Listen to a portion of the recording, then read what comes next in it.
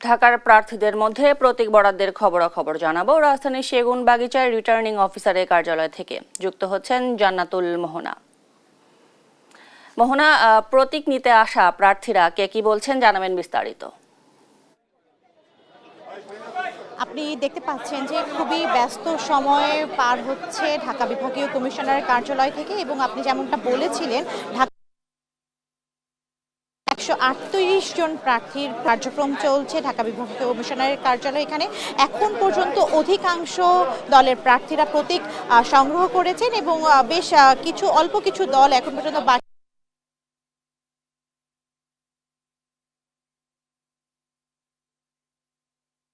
বলছেন বেশিরভাগ নারী যারা প্রার্থী রয়েছে নিরাপদ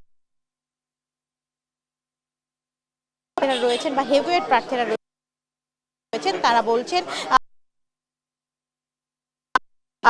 তো সেই ক্ষেত্রে রিটার্নিং কর্মকর্তা আমাদের জানিয়েছেন যে বেশি নির্বাচন কমিশন তা খতিয়ে দেখবে, সেই সাথে যে প্রার্থীর বিরুদ্ধে অভিযোগ উঠছে সে সকল প্রার্থীর অভিযোগও তারা খতিয়ে দেখার কথা জানিয়েছেন, এবং আরও জানিয়েছেন যে আগামীকাল সকাল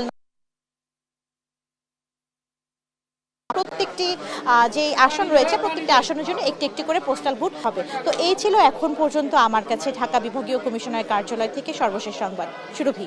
মোহনা, ধন্যবাদ আপনাকে।